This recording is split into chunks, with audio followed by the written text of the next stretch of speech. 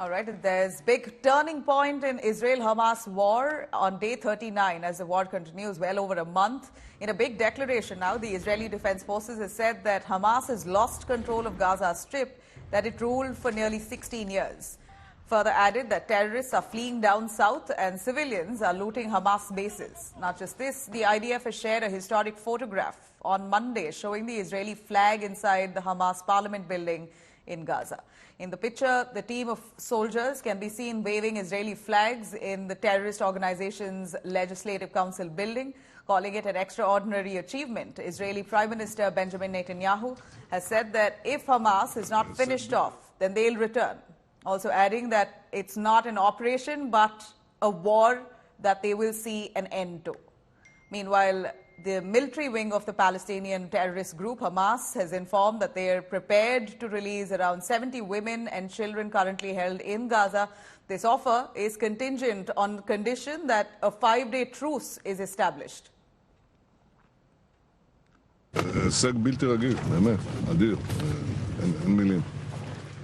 An extraordinary achievement, truly amazing. There are no words. I think that what you have done here, you simply decided the battle here. Men and women soldiers, with daring and extraordinary resourcefulness. Well done. This says a lot. To turn the tide from the worst situation imaginable. This says a lot. This is also what we are doing now with the forces that are inside. This is neither an operation nor a round, but a war to the end.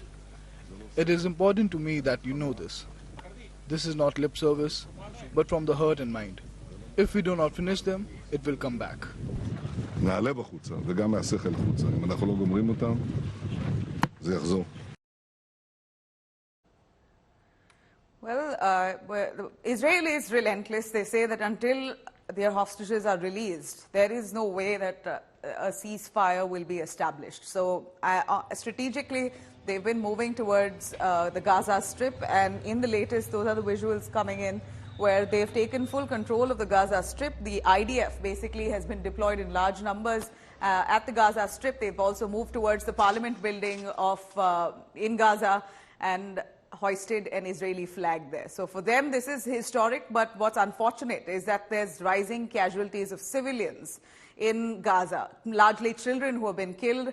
Let me take you through, though, a quick look at how the Israeli troops are managing their way and encircling Gaza Strip. This is a quick look at the Gaza Strip. The entire green stretch is the Gaza Strip, and we see the Israeli ground operations in that yellow patch there. All entirely the yellow patch that you see on the screens there, that yellow patch shows how Israeli forces are currently grounded there, and they are basically placed from there on. They're bouncing off to strategically different corners of Gaza Strip where they believe that Hamas operatives are currently hiding. Now, as we see, the pink areas, the pink strips you see very clearly on our screens here, those pink areas are basically areas claimed by Israeli advances. Now, Israel troops are likely to be headed towards those areas where they're basically moving forward towards places where the Hamas is located. Now, this is how they're strategically moving across with the areas that we've encircled there. These are areas of significant fighting. One knows about the Al-Shifa mosque that was recently bombarded by the Israeli Defense Forces that falls right in the center where the cross that we've placed there. That's precisely the area where the where the Shifa hospital was bombed by the IDF. And we see where areas that is encircled, those are the areas where there's intense fighting that's happening currently, even as I speak.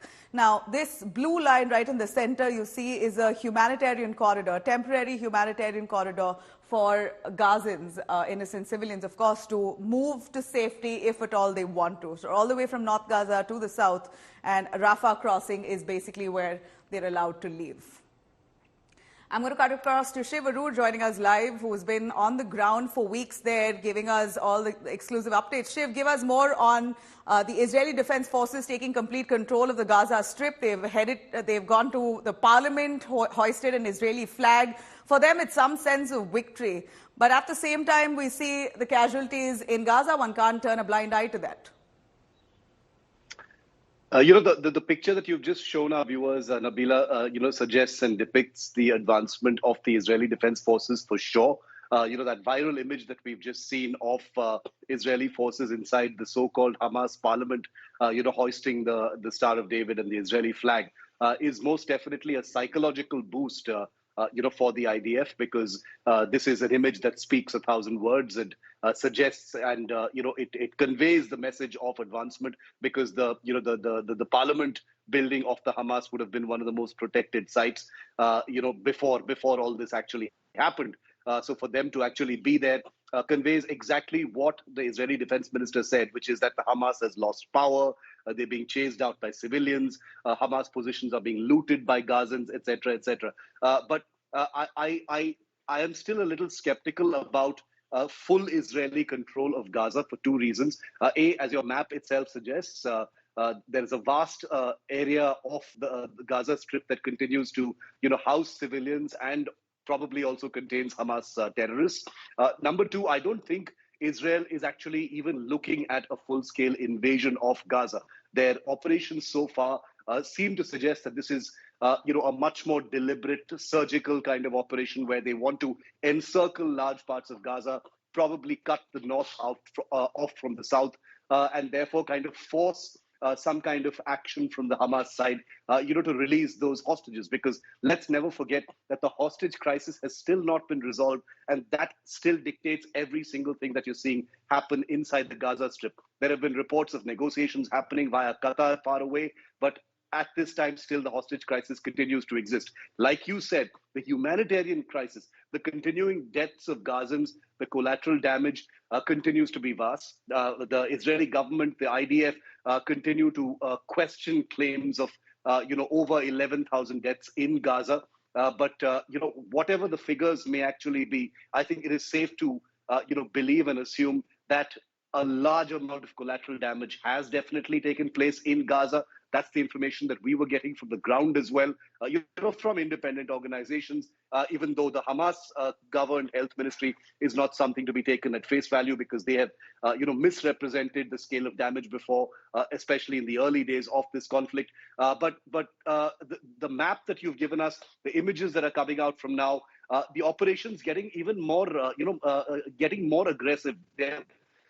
The initial days of the operation, and this is my last point, Nabila, was that the IDF was slightly more defensive because they didn't know what they were dealing with. But now, with more positions destroyed, a greater amount of, a grip on the territory in Gaza, I think the IDF is looking a little bit more confident. There was always the fear that urban warfare was going to be a disaster for them.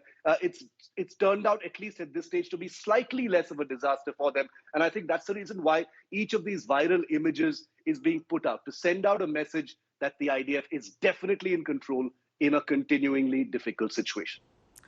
Well, Shiv, at the moment, we still know nearly 250 hostages, Israeli hostages, are still under Hamas's control. So this kind of, capture of the Gaza Strip is, at least according to the IDF, inevitable. They've got to release their hostages, and that's their aim. Thanks very much for joining us.